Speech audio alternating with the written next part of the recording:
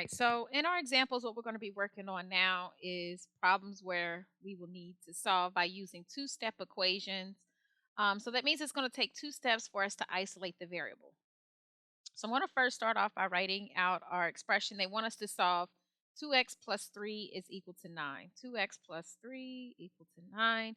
All right, and so what we are trying to do is figure out what is the value of x. Okay, so now I want you to remember our order of operation. And so we know that it's PEMDAS. And we use PEMDAS when we are solving an expression. Okay, so if you're solving for an expression, you're going to use PEMDAS. So we're going to put this on here, solve an expression. Okay.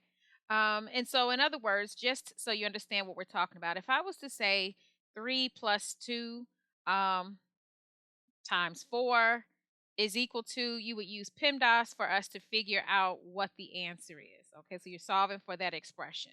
Okay, all right. However, when we have an x value, I mean, we're trying to solve or isolate for x, I want you to remember PEMDAS, but we're going to work in the opposite direction.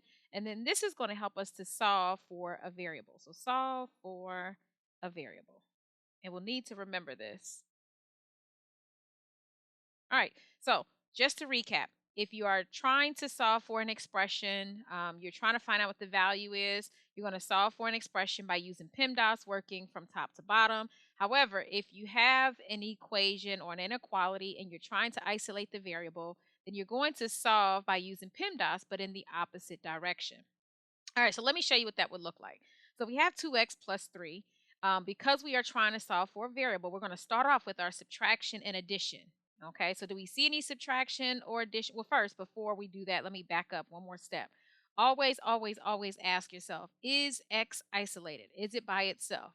If the answer is no, then that's when you jump over here and try to figure out what do we need to do so that we can solve for a variable or isolate the variable. Okay, so is x by itself? No, I see that it's being multiplied by 2. I also see that we are adding 3. So I'm going to use the PEMDAS, but we're going to work our way from the bottom to the top. We're going to start off with addition and subtraction first. I don't see subtraction, so I do see addition. And so what we're going to use is inverses or the opposite operation so that we can get rid of whatever is stopping that x from being by itself.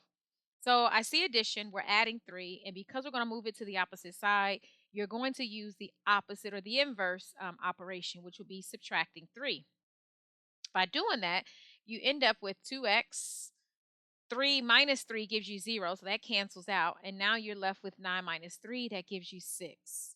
Okay, so is the variable by itself? No, I see that it's being multiplied by 2. So again, you're just continuing to work yourself up. So we've taken care of the addition. Do we see any division? No, I don't see division, but I do see multiplication. So how can I undo the multiplication? We're going to use the inverse operation. So the opposite or the inverse of multiplication is going to be division. So I'm going to divide both sides by 2. Okay. And by doing that, when you're talking about multiplication and division, you don't want it to become 0. You want it to become 1. Okay. So 2 divided by 2 gives me 1. So it's like canceling it out. The only thing that I'm left with is an x. So that's the same thing as 1x. But remember, if it's 1 and exactly 1, we don't need to put a 1 for a coefficient. So we have x, and that is going to be equal to 3. So the answer is going to be 3. Now let's go and plug that back into our problem to see if that works. So we're saying that 2 times x, and we know that x is now 3. So 2 times 3 plus 3 should equal 9. Is that true? So remember PEMDAS, we're just trying to work our way on down. 2 times 3, that gives us 6, plus 3 is equal to 9. So 6 plus 3, that's 9, is equal to 9. So yes, this is correct. So x is equal to 3 is our answer for this question.